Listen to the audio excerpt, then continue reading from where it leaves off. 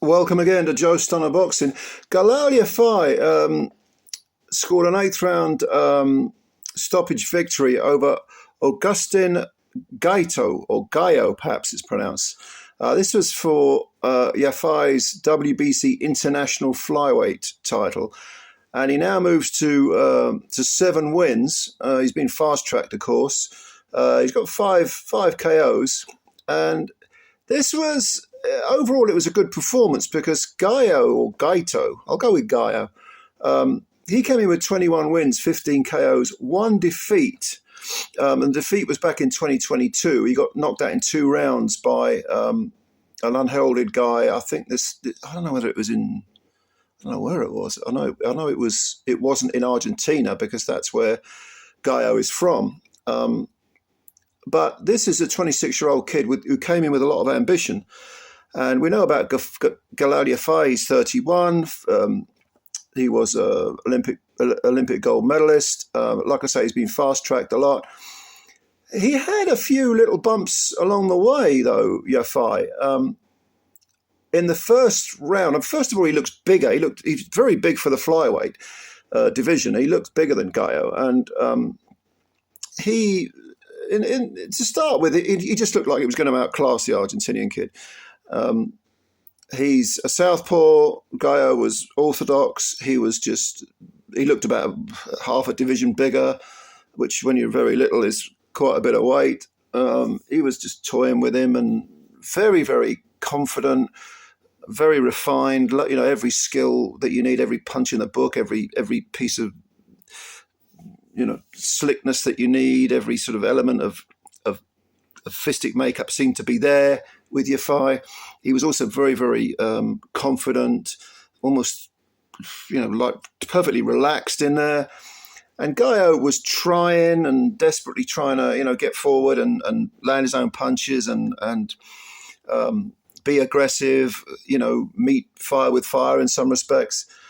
And for the first few rounds, it looked, this is one-way traffic. But then suddenly Gaio started to land, probably after about 4 rounds, he started to have a little bit of success, little pockets of success. And this was after he'd been checked by the doctor. And he was fine. He was like, yeah, I'm fine of it. In the first round, he was shaken, and you thought this might be an early night. But the second, third, fourth rounds, not really much of a problem going on there. He was taking punishment. And Yafai was, banging to the body at times, probably not enough. But he was firing, combination. I mean, both hands were looking good, very, very accurate, very powerful. Nothing wrong with Gaio's chin at all, or his courage. But after 4 rounds, he started to have little pockets of success. Now, there was a clash of heads in the 6th round, and Yafai was the one that came off worse. He had a very nasty sort of open, quite long gash above his left eye. It didn't seem to bother him, but the blood was pouring and may well have been going in his left eye. And Gaio seems, pepped up by this. Obviously, he started to go forward, and he was landing punches. They were individual punches, but they were hard. And there was one, I can't remember whether it was the 6th, 7th round, something like that. He landed a good punch that did stiffen Yafai's legs a little bit. It may have been around about the 5th round. I can't remember the exact round. But it just kind of sent a little alarm bell to say to Yafai, don't get too cocky, don't get too complacent. And with the clash of heads, Gaio was being industrious. He was trying to win this fight. He hadn't come here to do rounds. He hadn't come there to, just put on a good losing performance. He'd come here to win. Now the reason that, one of the reasons why Yafai was getting caught occasionally by the odd punch, potentially damaging punches these were, was the fact that he just wasn't moving his head enough. His head he's kind of likes to, have a high guard, which is fine.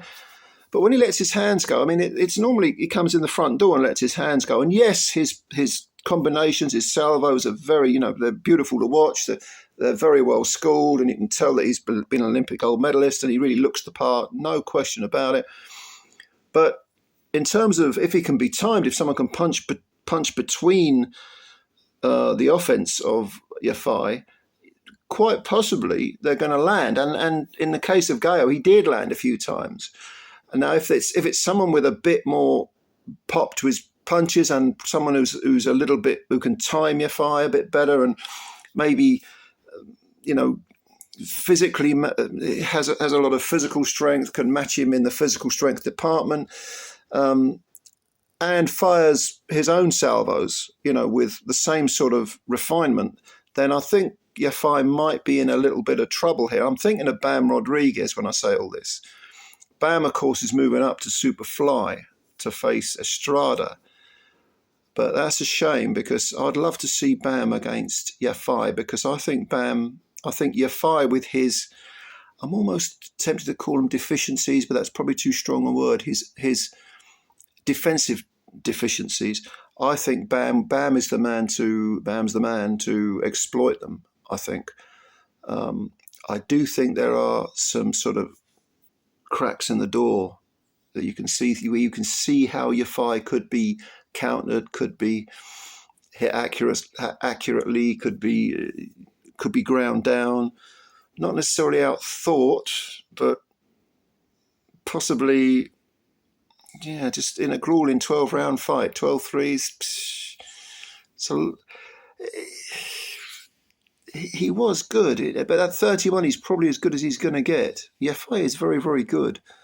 But there's just something that makes me think against the absolute best, the elite best, and that's what we're judging him on as a former Olympic gold medalist and someone who's been fast-tracked to world titles. I think it's just as well for him that Bam Rodriguez is moving up to super flyweight because I'd love to see that fight.